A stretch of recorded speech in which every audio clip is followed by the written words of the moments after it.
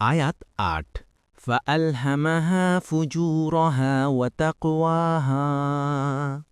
অনুবাদ, তারপর তাকে তার সৎ কাজের এবং তার অসৎ কাজের জ্ঞান দান করেছেন। ১ এর অর্থ আল্লাহ তাআলা তার নফসের মধ্যে নেকি ও গুনাহ উভয়টি স্পষ্ট করেছেন এবং চিনিয়ে দিয়েছেন। তিনি প্রত্যেক নফসেরই ভালো ও মন্দ কাজ করার কথা রেখে দিয়েছেন এবং যা তাকদিরে লেখা রয়েছে তা সহজ করে দিয়েছেন। ইবনে কাসির, এই কথাটি অন্যত্র এভাবে বলা হয়েছে, আর আমরা ভালো ও মন্দ উভয় পথই তার জন্য সুস্পষ্ট করে রেখে দিয়েছি। সূরা আল বালাদ ১০। আবার কোথাও বলা হয়েছে, আমরা তাদেরকে পথ দেখিয়ে দিয়েছি, চাইলে তারা কৃতজ্ঞ হতে পারে, আবার চাইলে হতে পারে অস্বীকারী। সূরা আল ইনসান ৩। এই কথাটি অন্যত্র এভাবে বলা হয়েছে, অবশ্যই আমি শপথ করছি নাফস আল্লাওয়ামার। সূরা আল কিয়ামা ২। সুতরাং মানুষের মধ্যে একটি নাফস আল্লাওয়ামা আছে। সে অসৎ কাজ করলে তাকে তিরস্কার করে। আরও এসেছে, আর প্রত্যেক ব্যক্তি সে যতই অজুর পেশ করুক না কেন, সে কি তা সে খুব ভালো করেই জানে। সূরা আল কিয়ামা ১৪-১৫। এই তাফসির অনুযায়ী এরূপ প্রশ্ন তোলার অবকাশ নেই যে মানুষের সৃষ্টির মধ্যেই যেহেতু পাপ ও ইবাদত নিহিত আছে, তখন সে তা করতে বাধ্য। এর জন্যে সে কোনো সওয়াব অথবা আযাবের যোগ্য হবে না। একটি হাদিস থেকে এই তাফসির গৃহীত হয়েছে। তাকদির সম্পর্কিত এক প্রশ্নের জবাবে রাসূলুল্লাহ সাল্লাল্লাহু আলাইহি ওয়াসাল্লাম আলোচ্য আয়াত তেলাওয়াত করেন। মুসলিম ২৬৫০, মুসনাদে আহমদ ৪/৪৩৮।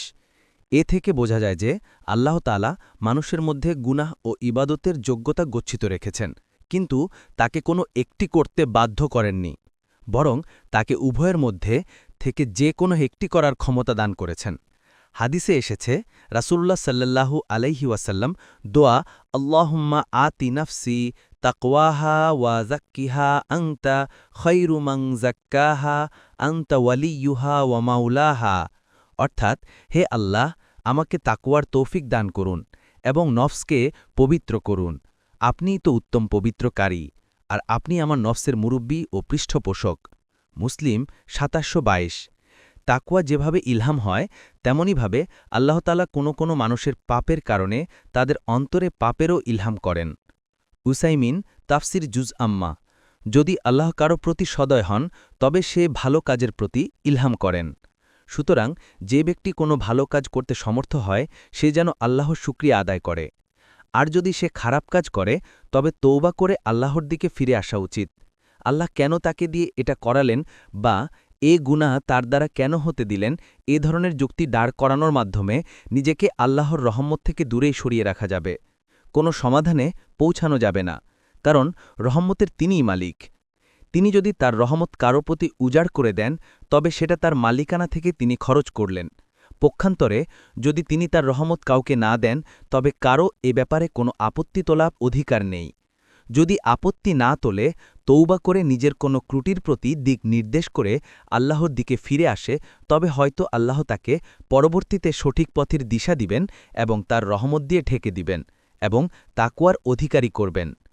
ওই ব্যক্তির ধ্বংস অনিবার্য যে আল্লাহর কর্মকাণ্ডে আপত্তি তুলতে তুলতে নিজের সময় নষ্ট করার পাশাপাশি তাকদির নিয়ে বাড়াবাড়ি করে ভালো আমল পরিত্যাগ করে তাকদিরের দোষ দিয়ে বসে থাকে। হ্যাঁ, যদি কোনো বিপদাপদ এসে যায়, তখন শুধুমাত্র আল্লাহর তাকদিরে সন্তুষ্টি প্রকাশের খাতিরে তাকদিরের কথা বলে শুকরিয়া আদায় করতে হবে। পক্ষান্তরে গুনাহের সময় কোনোভাবেই তাকদিরের দোহাই দেয়া যাবে না, বরং নিজের দোষ স্বীকার করে আল্লাহর কাছে তওবা করে ভবিষ্যতের জন্য তৌফিক কামনা করতে হবে। এজন্যই বলা হয় যে গুনাহের সময় তাকদিরের দোহাই দেয়া যাবে না, তবে বিপদাপদের সময় তাকদিরের দোহাই দেয়া যাবে।